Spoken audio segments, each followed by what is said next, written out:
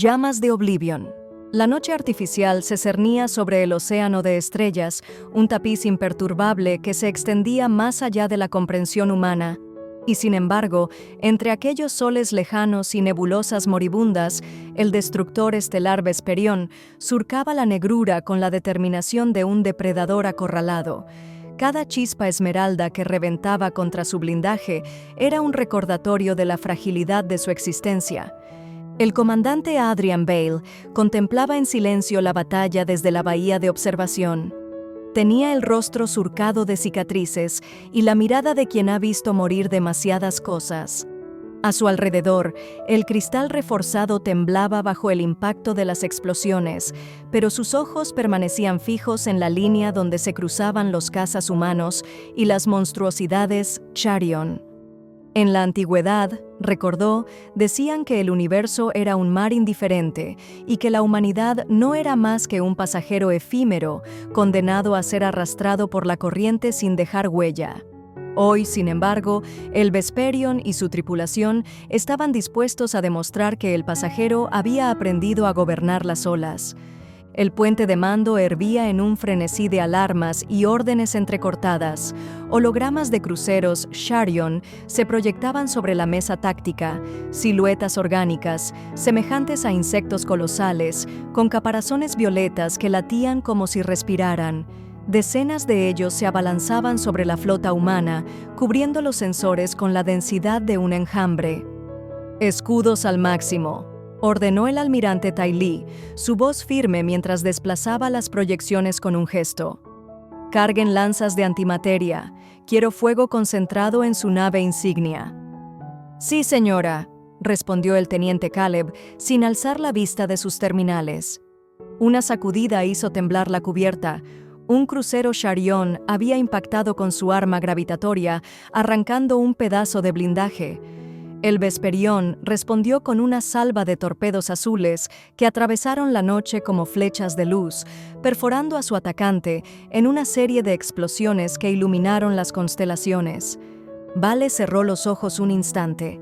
Sabía que la victoria costaría caro, quizá demasiado, pero había algo más poderoso que el miedo alimentando su determinación. La certeza de que si no ardían allí, en la frontera del espacio conocido, no quedaría nada que proteger en la Tierra. Mientras tanto, en la cubierta de carga, una escuadra de marines ultimaba los preparativos.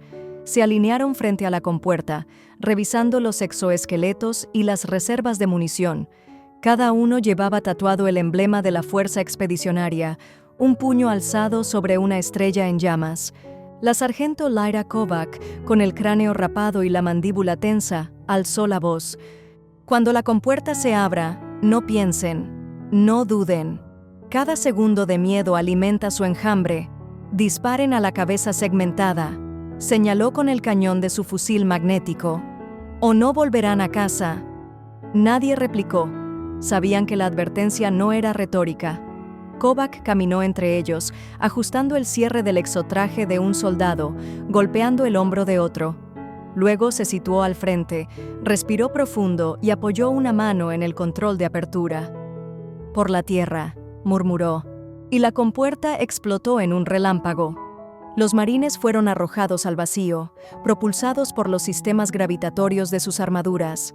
Durante un instante, Vale los vio cruzar el espacio en formación, siluetas diminutas ante la inmensidad. Aterrizaron sobre la cubierta de la nave enemiga, un entramado de placas biometálicas que se curvaban y ondulaban como un órgano vivo. Entonces empezó la matanza. Los Charion surgieron de túneles y fauces que se abrían en la propia estructura. Tenían 4 patas articuladas y un rostro imposible de describir, una amalgama de segmentos quitinosos, hileras de ojos compuestos y mandíbulas capaces de fracturar acero. Kovac descargó su rifle, volando en pedazos la cabeza de la primera criatura que se atrevió a embestirla. «Avancen, avancen, maldita sea», gritó. Detrás de ella, los marines desplegaban escudos de energía, formando un perímetro mientras colocaban cargas explosivas sobre el núcleo energético. Las criaturas morían a docenas, pero su número era inagotable. Cada espacio vacío era ocupado por otro torso reptante, otro tentáculo armado. Kovac activó el detonador de una mina y gritó: «Vamos a arrancarles su maldito corazón». La explosión sacudió el casco alienígena. Durante un segundo, todo pareció desmoronarse, pero la escuadra mantuvo la línea. La Tierra no les había enseñado a huir. Vale se volvió hacia Ty Lee. «Almirante, necesito que la artillería nos cubra. Vamos a internarnos hasta el núcleo central». Ty Lee lo miró con un respeto silencioso y asintió. «Que sea rápido, comandante. No podemos contenerlos mucho más tiempo». La siguiente hora fue un descenso a los infiernos. A cada metro que avanzaban por los corredores bioluminiscentes, las criaturas parecían más grotescas. Columnas de nervios se retorcían en las paredes, cubiertas de secreciones fluorescentes. Por momentos, la propia estructura de la nave vibraba con un pulso orgánico que recordaba al latido de un corazón, hasta que finalmente llegaron a una sala circular, coronada por una esfera translúcida que palpitaba con un fuego verde. Dentro de aquella prisión membranosa se alzaba una criatura inmensa, con miles de ojos incrustados en su cuerpo y una corona de filamentos que chisporroteaban energía. Era el arquitecto Sharion, la mente colectiva que dirigía a la Horda. La voz que resonó en la conciencia de Vale no era un sonido, sino un pensamiento invasivo, frío y voraz. ¿Crees que pueden desafiar el ciclo? Somos la entropía, somos el fin. Pero Vale no sintió miedo, solo una furia tranquila. Levantó su rifle magnético y apuntó al corazón translúcido. «Y nosotros somos la llama que nunca se apaga». Disparó. El proyectil atravesó la esfera con un destello blanco y un alarido imposible inundó el espacio. La estructura se convulsionó, las paredes se abrieron en grietas sangrantes, y mientras la entidad se desintegraba en una nube de ceniza luminosa, Vale pensó que, si aquel era el ocaso de las especies, ellos habían elegido arder hasta el final. La detonación fue tan poderosa que el Vesperión tuvo que retirarse a máxima velocidad. Desde el puente, Ty Lee contempló cómo la nave insignia Sharion se consumía en una implosión azul que devoraba sus propias entrañas. Durante un instante, todo el enjambre pareció detenerse, privado de su voluntad común. «Confirmamos destrucción total», anunció Caleb con voz temblorosa. «El arquitecto ha caído». Un silencio reverente precedió al estallido de vítores. Los humanos se abrazaron entre las chispas de los sistemas sobrecargados. Ty Lee bajó la mirada, con los ojos húmedos. Vale respiró hondo.